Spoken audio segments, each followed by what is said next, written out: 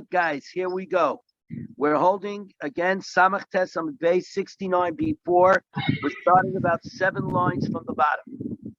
So the pasuk says like this: the Kohen Gadol stepped out into the Ezra's Nashim, and they took out the Sefer Torah, the Kaira Achri Mois Ba'ach Be'esa, and they leaned from the parsha like we do on our Yom Kippurs, and they leaned on from Achri Mois Kedoshim, and Ba'ach Be'esa. The only thing is, Achri Mois is the beginning of the parsha, Ach Be'esa is at the end of the parsha, which means that he skipped these parts that are in between these two portions of the Torah. So on this, the Gemara very minimal. We see a contradiction because we've got a Mishnah that says as follows. It's a Mishnah Masechtas Megillah.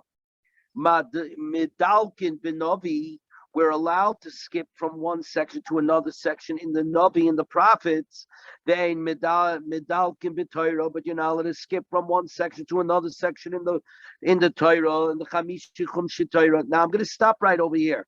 A lot of this stuff, we know how we do things, and we use two different Sefer Torahs and all that.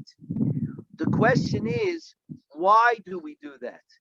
And this is where the Gemara, we remember the Gemara is before.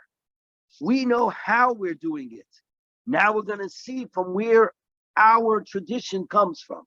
So says the Gemara, like kasha, this is not a difficulty. Kan b'chidei sheyapsik haturgaman. Here in the case of the Masechtas Megillah, where it prohibits skipping between two parts of the Torah. It's where the delay is is when the Meturgaman, the translator, comes to an end before the one who's reading the Torah can reach the new portion. Kan b'kdei shelo yapsik hameturgamin. Here in our Mishnah is where the delay between getting from one portion of the Torah to the second portion of the Torah will happen while the interpreter is translating. What's going on here? In the times of the Gemara, believe this or not, there was no art scroll. There was no, amazingly enough, there are probably more people today than at any time in the history of the Jewish people, pretty much certainly over the last 2,000 or so years, that have as good an understanding of what's going on in the Torah and so on and so forth. Most people did not. So when they did Kriyas HaTorah back in the day, they would say a pasuk, and then a translator would go and translate the pasuk into English of the time, i.e. Aramaic. So the problem was, if you were reading in order from one pasuk to the next pasuk, no problem. You say a pasuk, they translate, you say the next pasuk. But what happens if you're moving from one section of the Torah to another? So what's going to happen? He's going to translate, and then there's going to be a pause in the action. We all know what happens when you have a pause in the action. Everybody starts looking at the clock. The talking starts. So the Gemara says that's no good. So we're going to have a break in the action to the point that after the Meturgaman, the translator finishes translating, you're not going to get up to the next portion of what you want to lane, what you want to say. So there's going to be a pause in the action. That's no good. But where it's right next to each other, it's not a problem, because when the Meturgaman finishes translating, you've already moved on to the next thing that you want to say. So Freik the Gemara, but regarding this very thing we learned in the Mishnah, Medalgin bin Naviv and Medalgin b'Torah. The Mishnah over there in Megillah says clearly you're allowed to skip from one section to another section in the Navi, in the prophets, but you're not allowed to skip from one section to another section in the Chamishi Chumshi Torah, in the 5 books of the Torah. The Ad Kama Medalik, and how much are you allowed to skip in the reading of the prophets? Kedei shlo yafsik haturgamin, and only enough of a skip that it doesn't interfere with created delay with regard to the translator. I mean, if the translator finishes translating what was said in the Navi, and you have to be up to your next portion. But in the Torah, it's clear that you're not allowed to skip at all. Now, by the way, what does it mean, the prophets? It means the Haftorah. The Haftorah that we say every week, right? We read from the prophets at the end of the weekly portion of Torah. That's what we read. And in fact, to this day, everybody, if you ever got maftir and paid attention to the Haftorah, there is many an Haftorah where we skip around in the psukim. We started to somewhere in the middle of a parak, then we skip to the next parak. We add things at the end of it from another parak, right? And this is the Gemara where we're seeing where you're allowed to do that. But in the Torah, you're not allowed to skip around. So how could the Kohen Gadol skip around from the beginning of Achrei Mos and then skip the middle of Parshas Achrei Mos and only get to the end of Ach Be'esar? Says the Gemara, Amar Abaya, says Abaya Loikash. It's not a question. And now we're at 69b5. 69b5. Kan be'inyan echad. In our Mishnah that says you are allowed to skip, that the Kohen Gadol read from Achrei Mos and then later on Ach Be'esar, it's all about one topic. Which topic? The topic of Yom Kippur, of the Day of Atonement. Kan b'shnei inyanim, where the Mishnah Megillah says you're not allowed to skip around in the Torah. That's where you're dealing with two different topics. V'Tanya, and this is what we learned in a Brisa. Medalkin b'Torah b'inyan echad. You're allowed to skip around in the Torah with regard to one topic. U'b'Navi b'shnei inyanim. But with regard to the prophets, you're allowed to skip around even if it's two complete different topics. Kan v'kan, but in both cases, it's only b'kedei shelo yapsik hatorim kuman. Both in the Torah, where you're skipping around for one topic, or in the prophets for two topics, that's only if the delay is for the duration of how long it takes the translator to translate. But that there should be no pauses, there should be no breaks in the action. If there's going to be a break in the action, then even within one topic, you're not allowed to skip. The aim midalkin may Navi leNavi, and you're not allowed to skip from one book of the Navi to another, from one book of the prophets to another book. So, for an example, you're not allowed to skip from Sefer Yeshua to Sefer Malachim, right? For an example, except Uben Navi shel Shnei Asa, in Trei Asa, the Navi of Trei Asa, which is the Navi of the 12 prophets, which is a very short, that the prophets are all one or two chapters between them. Okay? For an example, Ovadia, the Navi Ovadia, only said Navi once in his lifetime, and it was recorded. The Navi shall name Asa Medalkin, but within that one book of Trei Asa, you are allowed to skip from one Navi to another because we consider it all one book. And in fact, when we publish the Navi now, we publish Trei Asa as one book by itself within the Navi. It's called the Navi Trei Asa, the Navi of the 12, i.e. the 12 prophets, that said that were Nisavik, who said Nevuah. Very good. We are now on today's daf. Ayin, Amid Aleph, 70a1. But of course, one doesn't skip from the end of a book to its beginning. Says Rashi right on top, Lima Freya. What the Gemara means, we don't go backwards. We only go forward. You can skip forward, you cannot skip backwards. Says the Gemara. Now the Mishnah said, Vigal Sefer Torah. Then he rolls up the Sefer Torah, and then the Kohen Gadol said, and more than what I've just read here is written down here. And then he begins to say over the Parsha of Pekudah, of the census, over the in Sefer Bamidbar, but he says it Baal Peh, he says it by heart. So says the Gemara, why does he have to do this? The Kol Kach Lama, why does the Kohen Gadol have to make this announcement that this that I'm about to speak by heart is certainly written within the Torah? Kedei Shaloi Lahaitzi Laz al Sefer Torah, to not cast aspersion on the integrity of the Torah scroll. Either that the Kohen Gadol is saying things on his own, people are going to think he's saying things on his own, or that this Torah scroll is missing these portions that he's now saying by heart. So, in order not to cast aspersions on the veracity of the Torah scroll, he says more than what I read to you is written here.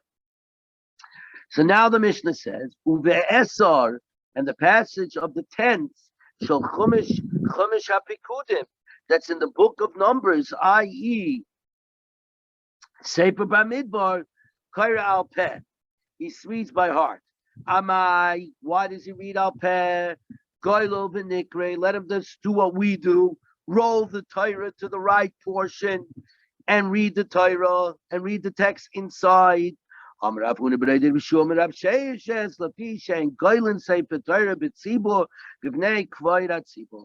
we don't roll up a Torah scroll in public. In other words, lane from one place and then tell everybody, oops, you got to wait 5 minutes while we now roll to the next place. Because of the honor of the dignity of the tzibur, we don't make the tzibur hang around doing nothing, because we all know exactly what's going to happen. So says the Gemara, exactly what we do today.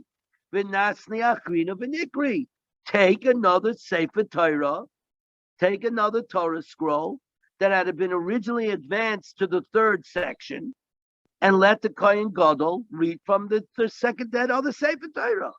Why does he have to read it by heart? In other words, the way we do it today. Rav Huna bar Yehuda, Rav Yehuda says we don't do it mishum pigamai shel rishon, because it will discredit the first Torah.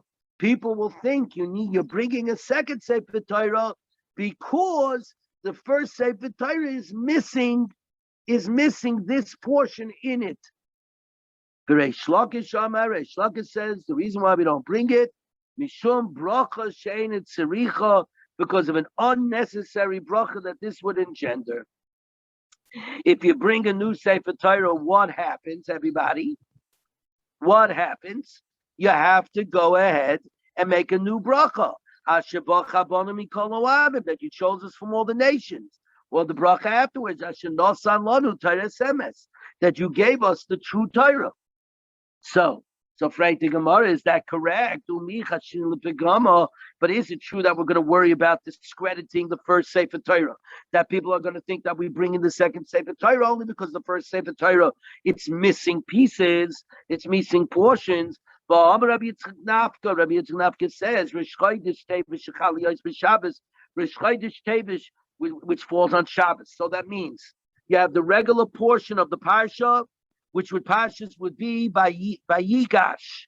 It's also Rosh Chodesh. So you have the parsha of Yoma Shabbos and Rosh Chodesh and Parshas Pinchas, and you have the parsha of Chanukah, because Rosh Chodesh Tevis always falls out on Chanukah. So then you have 3 Sefer Torahs, which you read from Parshas Nosai, and over there we say, which is what we do today, maybe in Shalosh Torahs v'Kairin. Daddy, we're up to 70A1, the right column. Okay, maybe what do we do today on Rosh Chodesh Tevis, which falls on Shabbos? So you have the weekly portion of Vayigash. You have the Shabbos, you have the Rosh Chodesh portion of a Yoma Shabbos and Rosh Chodesh and Parshas Pinchas. You have the portion in Nosai of Chanukah, right? So it goes like this. Maybe even Shloisha Torahs v'Kairin. We do bring 3 Sifrei Torahs and read, right? Aches bin Yonoy Shel Yom, one for the portion of the day, the weekly Parshas Vayigash, normally. V'achas Rosh Chodesh Teves, and one for the Parsha of Rosh Chodesh. V'achas, whoops, my phone just fell. Oh my God, everybody. And one, v'achas Shel Chanukah, and one for the portion of Chanukah. So you see, we bring 3 Sifrei Torahs, and we're not worried about people going to say that portions are missing from the other two Sifrei Torahs, and that's why we're bringing other Torahs, and that the other Sefer Torahs are Pagam, are missing. Says the Gemara, to loss the Gabre, but to loss the Sifrei. When three people read in three different Torahs, like a pigama, there's no discrediting. That means everybody understands it's a covet for each individual to get his own Sefer Torah and to make his own bracha on its specific new readings.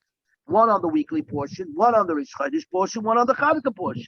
Chad Gabra, but one person betray Sifrei, but one person reading out of two Sifrei Torahs, Ikav Pigam. There's a positive discreditation because they say this guy already got his Aliyah. So why is he reading from a second Torah? Because the first one might be missing. We guys today do use two Sifrei Torahs. For an example, a regular Shabbos which Rosh Chodesh falls on, we use two Sifrei Torahs because the answer is today we give Aliyahs to everybody.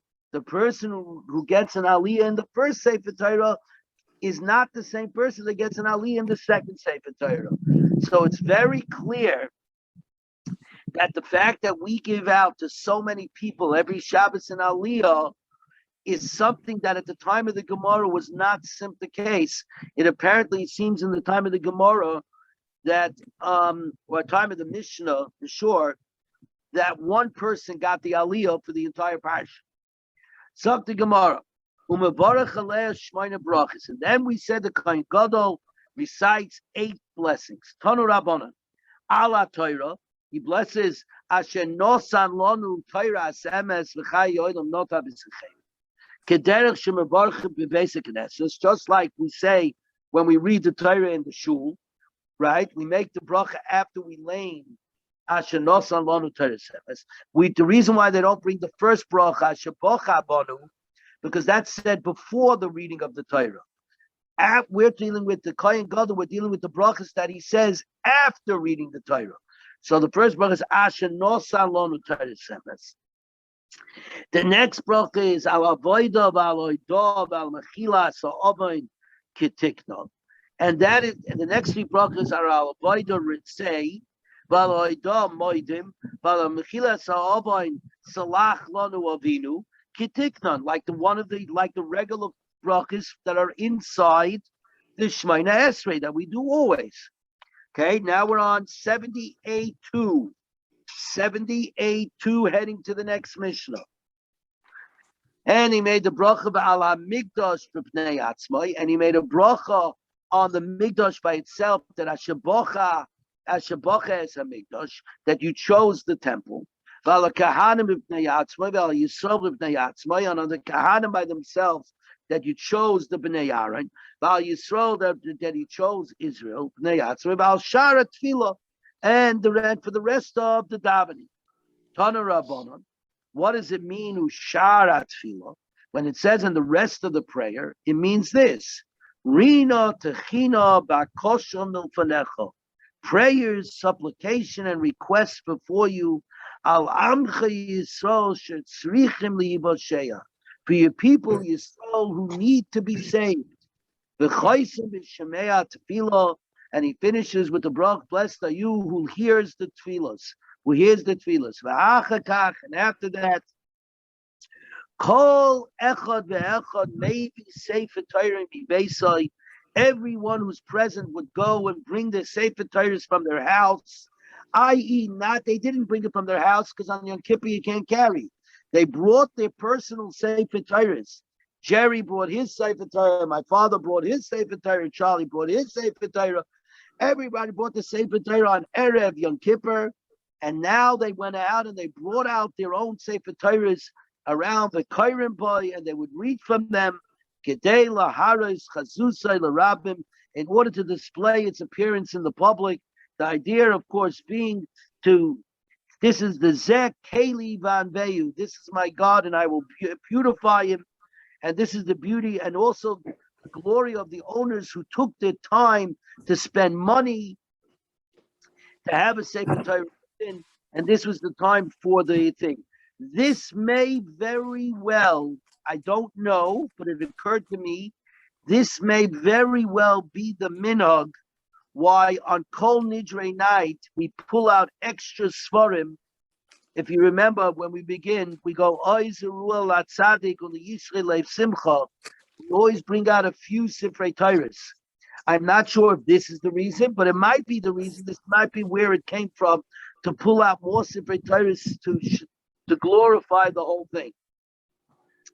Haroye Kohen Gadol, someone who saw the Kohen Gadol could not see the burning of the carcasses, and vice versa. Not because you couldn't, you were permitted to see both, but it's impossible. Says the Gemara Pshita, obviously, one is inside the Azara or the Ezes Noshim, one is outside of Yerushalayim. You can't be in two places at one time. This was obviously before streaming and before Zoom. So obviously the third base of Migdash, of course, might be wired up. And if it's wired up and you have it running 24/7, then even on Yom Kippur you would be able to see it, at least with your eyes. But anyways, we'll cross that bridge when Mashiach gets here, and we'll see how this third base of Migdash incorporates. But Pshita in the second base of Migdash and the first base of Migdash, you couldn't be in two places at one time. And obviously, this Daf Yomi proves that you could be in two places at one time. You could be in New York, you could be in the airport, and you could be in Lox and Bagels, and you could be all in one shear. But at the time of the Gemara, that didn't exist. Pshita. So we say, Mao the same Kiduresh Lakish. I might have said that one is not allowed to leave in the middle of one procedure in order to go observe the second procedure, like according to the rule of Reish Lakish. The Reish Lakish, a ma'arvin ala mitzvahs. You don't pass over the opportunity to do mitzvahs. And watching a mitzvah get done would seem to be part of the enhancement of the mitzvah, my mitzvah. And what mitzvah is there in simply watching and being a observer of standing in the stands, watching the stuff happen? What's so great about that? Because with a multiple of people is the glory of the king, right? That's why a minyan is a minyan. That's why when we have things we do, because the more people, the better. Says the Gemara Kamash Malon that no, you are allowed to move from one to the other. So now la halacha is as follows. Yeah, but listen. A person is allowed to leave the shul between one aliyah and another aliyah, between one calling up and another calling up. But one is not allowed to leave the shul in the middle of the laning. You're allowed to leave when there is a break in the action to do something else. That would seem to be, even if you had to use the bathroom, if you could wait until the aliyah is over, one should do so. It would seem to me. Okay, I'm not 100% sure of that second thing I said, but it would seem to me that that is the halacha. Very good. Okay, so now we got to the Mishnah. This was the easy part of the daf. We now get to the remaining part of the daf. We got 35 minutes. The next part of the daf goes on with the next avodas. If you remember, 5 times during Yom Kippur, the Kohen Gadol toiveled in the mikvah. Okay, we've already covered 2 times that he went and immersed himself in the mikvah.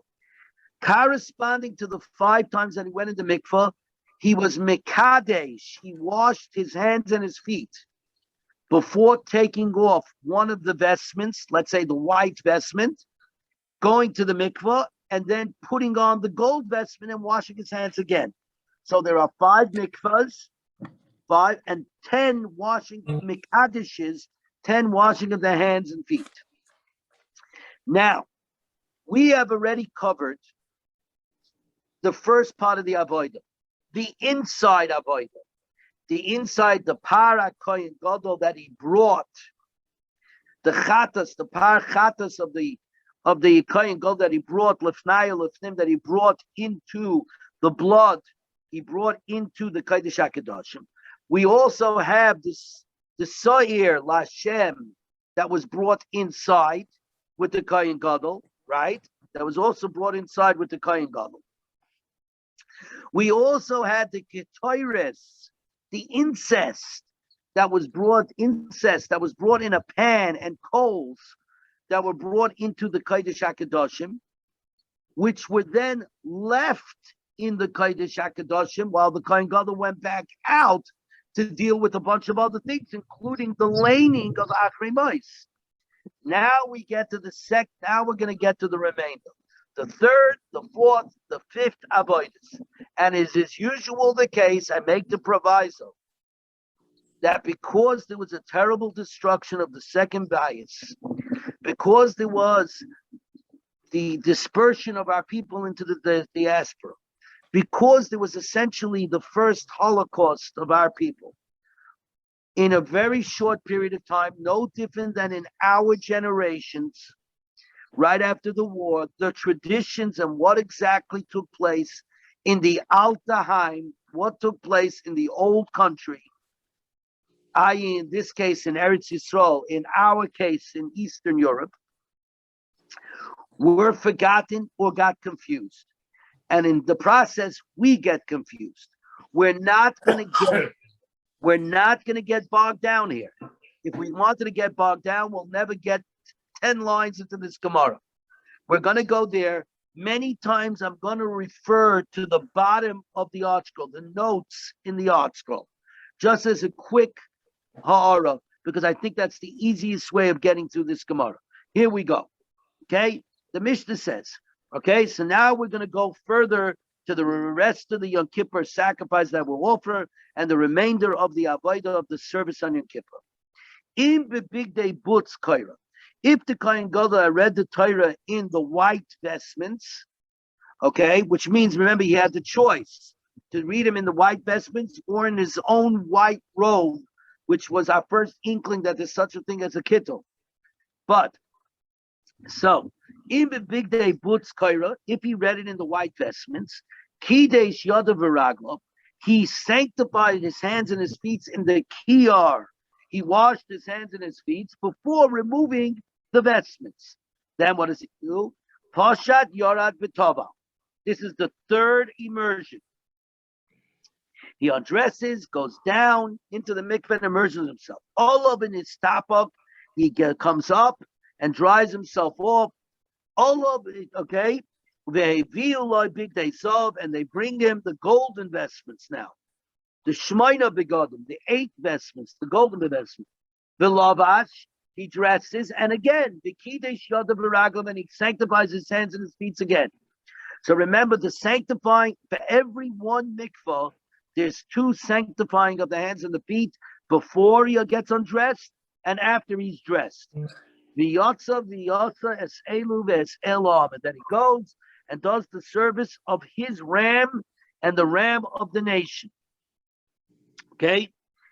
If you look at number 24 in the art scroll, the taking of these 2 rams is commanded in Sefer Vayikra, and the performance of this service in the Pasuk 24.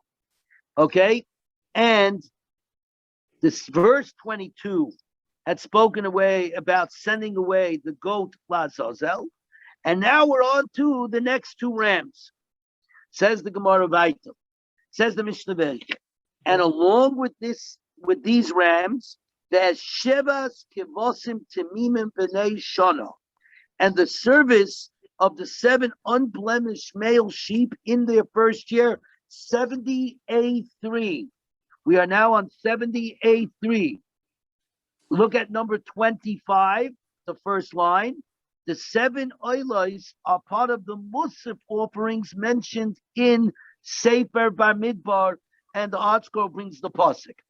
Okay, so there were 7 sheep brought as the Musaf offerings, not the Chatas offerings, but the Musaf offerings, not the sin offerings, but the Musaf, the additional offerings of like a Shabbos or a Rosh Chodesh or a Yontif, and Yom Kippur is certainly 2 out of 3 of those, is a Shabbos and a Yontif. So of course you brought 7 extra ones. Divrei Rabbi Eliezer, back to the Mishnah, Divrei Rabbi Eliezer, these are the words of Rabbi Eliezer. Rabbi Akiva says no. Im tamid shel shachar, with the morning every day Tamid. Remember, we brought 2 Tamids every day, one in the morning and one in the afternoon. One began the service every day, one concluded the service every day. So here again, Im Tamid Shel Shacha Hayakariven. The 7 sheep were brought with the morning Tamid. Upara Oila. And the bull Oila. That word, bull Oila, as number 26, bringing Rashi, this was to one of the Musaf offerings. But this word of Rabbi Akiva, where does this paral oila and the bull of the oila? And the next words, and the he-goat whose services are done outside in the Azara. This is the chatas mentioned among the Musaf offerings in Sefer Bamidbar. Those were brought, hey, Karevim im Tamid Shalbeno Abayim. They were brought with the afternoon Tamid. They were brought later by the 5th immersion in the mikvah at the end of this service, at the end of the day. So now the question is, Upara Oila and the bull Oila of Rabbi Akiva, does he mean that it's brought together with the 7 sheeps of the morning Tamid? Or no, did he mean Upara Oila, Visara, Nasa Bechutz? Those are all brought in the afternoon with the afternoon Tamid. That is very unclear. And of course, the Gemara is going to jump all over this and say, what did Rabbi Akiva mean with those words, bull Oila, Upara Oila? Now, Kidesh Yoda B'Raglov, he then goes ahead and washes his hands and feet again before taking off the big days of the golden vestments, the 8, the Shmaina Begodim, the 8 vestments. And he undresses, goes to the mikvah for the 4th time, immerses himself, comes up, dries himself off. Hey, Viula, big day Lavan. They now give him back the white vestments, and since now he got redressed once again, the Lovash Vikidesh Raglov Yoda Viraglov, he then washes he sanctifies his hands and feet again in the kiyar, and then he proceeds to go back into the Holy of Holies, into the Kodesh HaKadosh, which is the reason why he's putting on the white vestments, because Ein Kanteger Nasis Aneger. The defense lawyer doesn't become a prosecutor. Since gold is sort of connotates the golden calf, the Cheta Egel, when he goes into the Holy of Holies, we don't want Kaviyachal to remind Hashem about the golden calf. So he takes off the gold vestments and puts on the white vestments, right? So anyways, he's going back into the Kodesh HaKadoshim. Why is he going back? He's going now, he goes back into the Kodesh HaKadoshim. He's going back into the Kodesh HaKadoshim to take out the ladle and the coal pan. The ladle that was full of the Ketairis, the incest, and the coal pan that had the burning fire, hot coals, which now have completely burnt up and are now cooled off. He goes back to get them back. Now, once again, he comes back out of the Kodesh HaKadoshim. He comes back out of the Holy of Holies. Kidei Shada B'Raglov. He again sanctifies his hands and his feet before taking off the white vestments. Once again, and now we're getting to the final. He gets undressed, goes into the mikvah for his final dunk in the mikvah, the 5th immersion. Immerses himself, comes up, dries himself off. Heviulai big day zov. They bring him the golden vestments for Lovash, and he gets dressed. He gets dressed. The kidei shada b'raglov, and once again he washes his hands and his feet. So that was 5 immersions and 10 kedushas.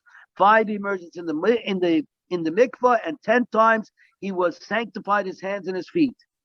V'nichnas, and then he comes in lahakte ketayres shalbenu abayim, to burn the afternoon incense, the daily afternoon incense, lehetevis hanera, to prepare the remaining menorahs, even though those were already done in the morning. but they were again done in the afternoon to relight them. Artscroll goes in that during the time of Shimon HaTzadik, the flames remained constant. Nonetheless, they had to go ahead. They would extinguish them and relight them because this was the avodah. We are now on Psalm 78:4, 78:4. V'kidesh yadav v'raglav, and then upon leaving the Azara, the sanctuary, leaving the Heichal, he would sanctify his feet and hands and his feet before taking off the gold investments, and then he gets undressed. This was the 10th and final sanctification of his hands and feet. Heviulai big day atzmai belovish. They bring him his personal clothing and he puts them on. And then he would get escorted. He would not walk alone, but like any good Rebbe goes along with his Hasidim, with his Shamish. Now you see where the minig is that the Rebbe never walks alone. He always goes with at least one or two Shamoshim, because Malav and Oisei at Beisai, they escorted him to his house. And then he would arrange a feast for his friends. Of course, we're talking at the end of Yom Kippur. Upon exiting the sanctuary safely, because if obviously no one is allowed to go into the Kodesh Kadoshim except on Yom Kippur, and that allowed on Yom Kippur is only if you do it with a 100% intent to do it correctly with purity of soul and body. So, says the Gemara, Ibayalahu. Gemara asks the question, Hey Chikama, what's going on over here? What did Rabbi Akiva mean? Im Tomit Shel Shachar Karban. When Rabbi Akiva said the word Upar Ha'oila and the bull oila, did he mean to bring it with the 7 sheep that were brought with the Tamid Shel Boiker, the Tamid of the morning? Upar Ha'oila v'sar anasa b'chutz im Tamid Shel Beino Abayim. But the bull, the par oil, that means only the 7 sheep are brought in the morning. But the par oil and the soyer are brought in the afternoon with the afternoon tamid. Oidil mahachi kamer. Im tamid shel shaka hayukarvi. But par oil ba'adayu. The 7 sheep were brought together with the carbon tamid of the morning, which and included in that is the bull. The bull oila, the para oila is connected with them. It's brought in the morning service. And only the goat that is made outside in the sanctuary is what he called, that was brought together with the afternoon tamid. It's unclear. Visu para oila, the Rabbi Eliezer, the Shire, the bull oila, which is clearly there. In the view of Rabbi Eliezer, it's not mentioned at all. Rabbi Eliezer didn't mention it at all when he read his thing. He said, "V'yotza v'oses elav is elam." He goes out and does the service of his ram and the ram of the nation. V'shibes kavasim tamim and b'nei shada, with 7 unblemished male sheep. Divrei Rabbi Eliezer, but Rabbi Eliezer brings nothing regarding the bull oila. Ema ovidlei. When did the Kohen Gadol do it? Obviously, it must be done. So according to Rabbi Eliezer, when was it done? Visu. And in the third question, Bein Rabbi Eliezer, Bein Rabbi Akiva, whether according to Rabbi Eliezer, whether according to Rabbi Akiva, Emure Chatas Emas Avadulu. When does the Kohen Gadol, what does the Kohen do? When is it placing the sacrificial parts of the inner bull, of the bull that was done before, and the inner Chatas onto the altar? Somewhere along the way, yes, he finished the avodah of spraying the blood of the inner chatas and the inner goat before, at the beginning. But now we have their sacrificial parts of the bull and the goat. They have to be brought up on the Mizbeach Achitzai, on the big Mizbeach that's outside in the courtyard. That's not mentioned at all in our Mishnah. How did that slip by? When is that brought? So Amar Rava, says Rava, we got three things here. Loi mishkachas lei mitakanta. The truth is, you don't find that the order of the Yom Kippur service is really explained very well. Ella except Oile Rabbi Eliezer, the Tana de Beis Shmuel. According to Rabbi Eliezer, in the brisa that was taught in the yeshiva of Shmuel, Oile Rabbi Akiva b'Kididoi said Tosefta, or the viewers of Rabbi Akiva that's taught in the Tosefta. The Tanya de Beis Shmuel, because it was taught a brisa, was taught in the yeshiva of Shmuel. Rabbi Eliezer says that the Kohen Gadol, after the third time that he immerses himself in the mikveh and puts on the gold vestments, the 8 vestments, he goes Yotza v'Oisa Eloi v'Elam, goes out and does the service of his ram and the ram of the nation. They murei chatos, they put in another word, a word that was missing in our Mishnah. The Baraisa puts in a word.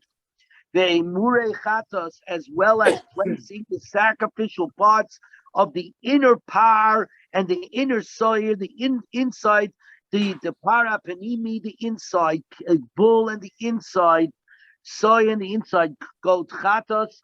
They put it onto the mizbeach hachitzayin. Avo, but para oila, which was also missing from Rabbi Eliezer in our Mishnah. Avo para oila, but the bull oila, the shiva kivosim, and the 7 sheep, the stora nasa b'chutz, and the goat that's done outside, im tamid shel benu abayim, are all brought in the afternoon tamid. So according to this version, we've got what Rabbi Eliezer says. He says you bring the sacrificial parts in the morning, and you bring the 2 ales, the ram of himself and the ram of the nation.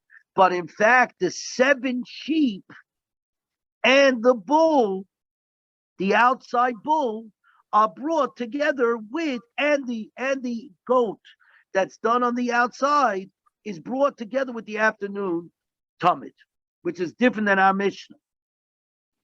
Yeah. Rabbi Akiva in our Mishnah, in our Mishnah, he brings the tamid shel shachar.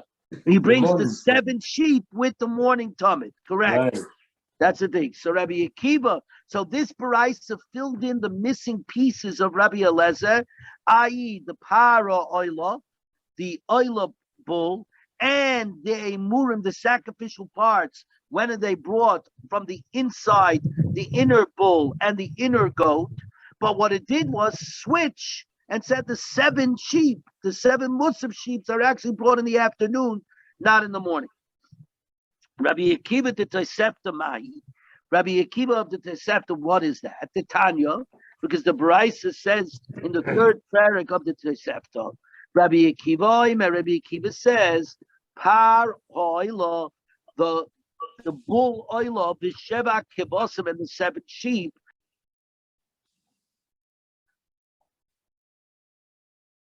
In the morning. Karevim, okay, Shenema, because it said, Mavad oila saboika shelo oila satomit. Aside from the morning oila, you shall offer these. And afterwards, the service of the day is performed by the Kohen Gadol. We are now on Amud Beis. Ayin Amud Beis. We're not going to go too far over here. We're going to stop pretty soon because I got things I got to do for the wedding. So here we go. And afterwards, he did the goat that was on the outside. Shenema sir izim echad chatas mulvad chatas kippurim. One goat, a chatas, besides the chatas of atonements. And then only after that he did his ram and the ram of the nations. And only after that did he bring up the sacrificial parts of the inner bull and the inner chatas, goat chatas. So says the Gemara, my time of the Rabbi Eliezer. What do you call it? What's the time of the Rabbi Eliezer that the 7 sheep are brought in with the afternoon tamid of it kediksiv, because he says it goes like the pasuk. Ovid Bereshim and Teres Kayanim. That means first he does the offerings that are brought in by Yikra. And then he does the office, what's offered in the next Chumash in Bamidbar. The Rabbi Akiva says, Kiditanya Tamo.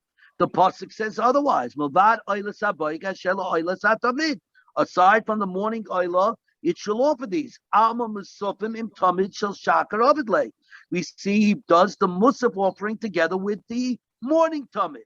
The only exception is the outside goat chatas, which cannot be offered until after the inner goat is offered up on the mizbeach, because the pasuk says aside from the chatas of atonement. So the Gemara in that case, Rabbi Eliezer, hi milvad chatas kippurim ma'ovetlei. So what does he do with the words aside from the chatas atonement, which certainly implies that the outer chatas comes before the two rams, his ram and the ram of the nation. Says this, Hahumi Baile, Rabbi Eliezer needed on what the inner chapas atones, the outer chapas atones, just like the inner chapas atones for inadvertent contamination, tumah, in the Beis Hamikdash, so too does the outer one. The outer one is mechapa for a different version of tumah in the thing. That means different. When do you remember? In the first case, he remembered he was tameh and then he forgot, or in the other cases he didn't remember that he was tameh and he only remembered later. Rabbi Yehuda says in the name of Rabbi Akiva in the Tosefta, we're now on 70b2. Echad karev im tamid shel shaka. One of the 7 sheeps is offered with the morning tamid. The echad im tamid shel beina abayim, and the 6 are offered at the end with the afternoon tamid. Rabbi Elazar ben Rab Shimon Aimer ben Mishamai. Rabbi Elazar ben Rab Shimon saying the name of Rabbi Akiva. No, just the opposite. She should crave him in tamid shel shachar. 6 of the sheep are offered in the morning with the morning tamid. Like in the Mishnah.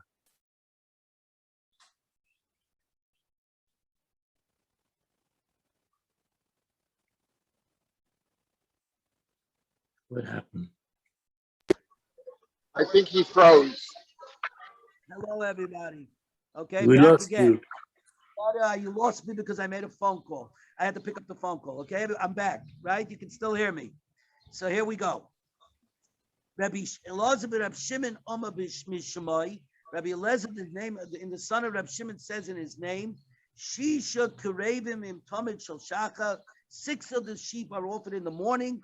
The echad and 1 im Tamid Shel Bein Abayim, and 1 is offered with the afternoon tamid. So that's like what he says in the Mishnah. Right. Well, no, the Mishnah he said 7 straight. We don't know what he said. He said 6 in the morning. Well, let's take a look. Rabbi Akiva says, Rabbi Akiva, I'm in tamid. No, I'm talking about Rabbi Eliezer. Yeah, but we're not talking about Rabbi Eliezer said also.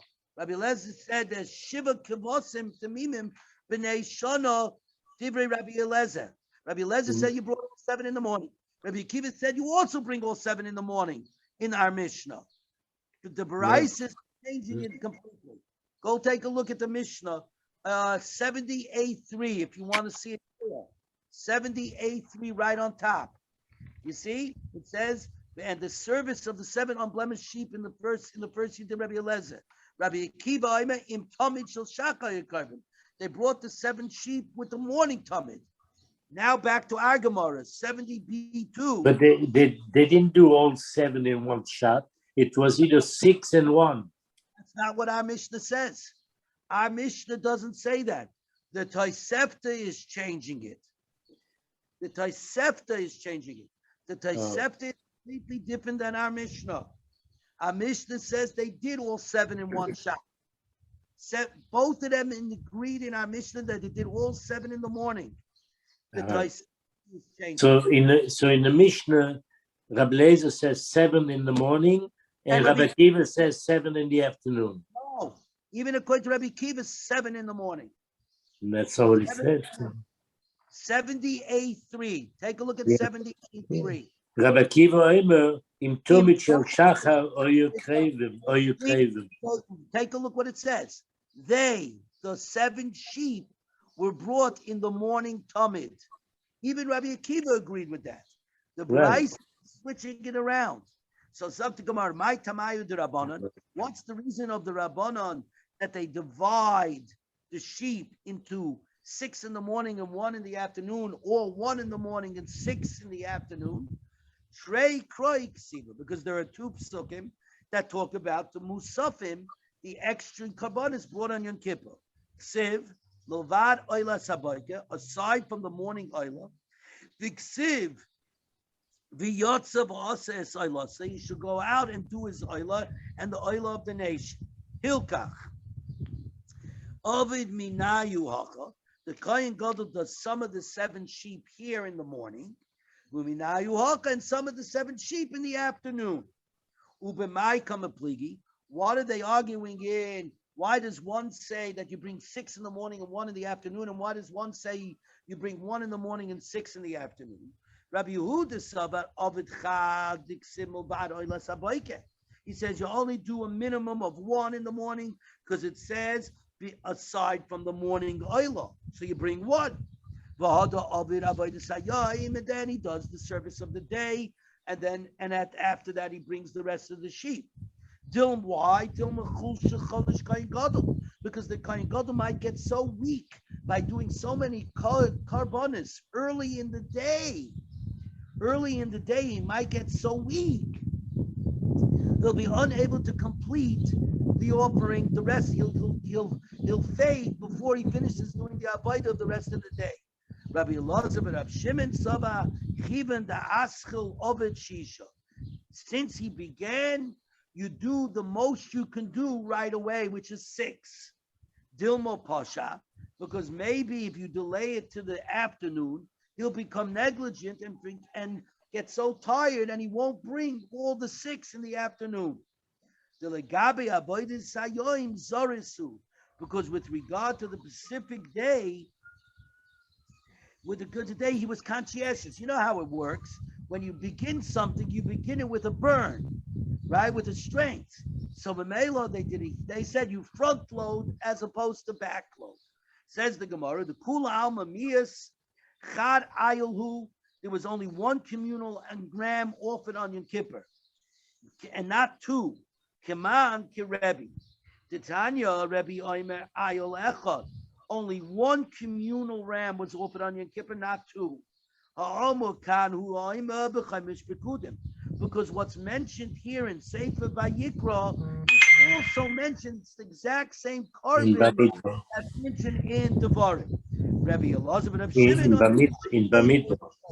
you actually put 2 communal rams, because Echad Omer Kan, because one is mentioned in Vayikra, the Echad Omer B'Chaimish Pekudim, and one is mentioned in the book of Bamidbar, and they're 2 different numbers. So the Gemara says, my time of the Rebbe. What's the time of Rebbe that the 2 psukim are referring to 1 ram, the same ram, the ksiv echad, because it's written 1 in both places. It says ayul echad, 1 It's the ram. same one. Yeah. The Rabbi Elazar ben Rav Shimon, my echad, miyuchad shebe'edrai, the best of the best, the most fattest of your animals. The Rebbe nafkala. How does Rebbe know you need the best of your animals? Because it says mivcha nidrei rechem, the choices of your vow offerings when you make a vow. The Rabbi Elazar ben Rav Shimon still said chad b'chayva v'chad b'nedava.